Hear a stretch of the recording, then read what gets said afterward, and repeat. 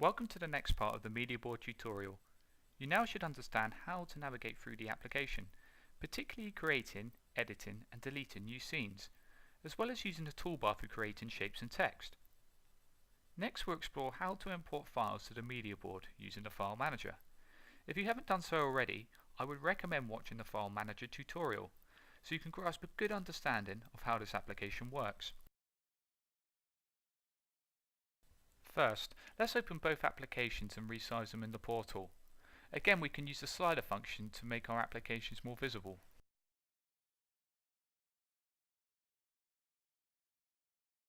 Once happy with your layout, let's start adding files to the Mediaboard using the File Manager.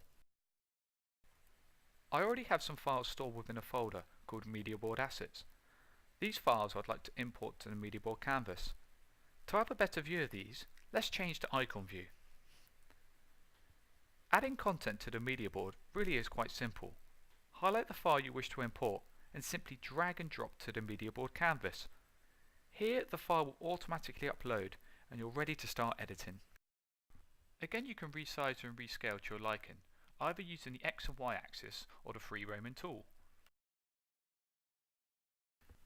As this file is a PowerPoint presentation, we can actually click through the slides within our Mediaboard scene. Just click the arrows in the bottom right hand corner to scroll through.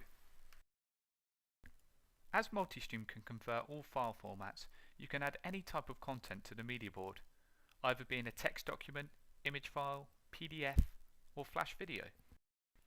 Let's add a few more scenes and add these types of file formats to the Mediaboard so you can view them in action. Now we've finished importing and editing the files on the Mediaboard, let's have a look at how they've been embedded between the scenes. On scene 2 we have a PDF file. Similar to the PowerPoint presentation, we can scroll through these pages using the arrows in the bottom right hand corner. As you might notice, we are not creating new scenes for each PDF page. They are simply all being broadcast within the scene itself. With video files, the player has a play, pause, fast forward, rewind and volume setting. You can adjust these all within the Mediaboard itself. Let's have a look at it in action.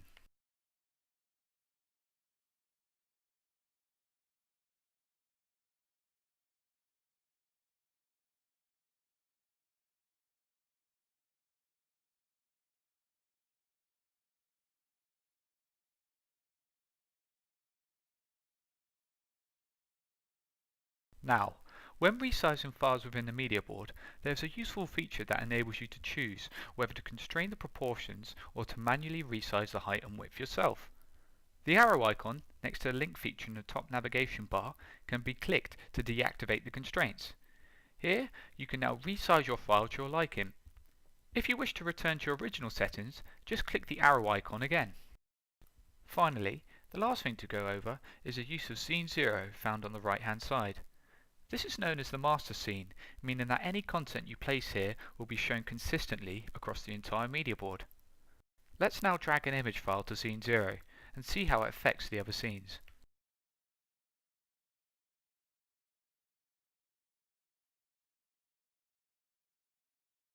I'll remember to resize and rescale using the constraining proportions, as well as positioning using the X and Y axis, as I would like this image to stay in a particular place. Now happy with my image position? Let's have a look and see what it looks like on the other scenes. You'll notice that the image stays consistent across the entire Mediaboard.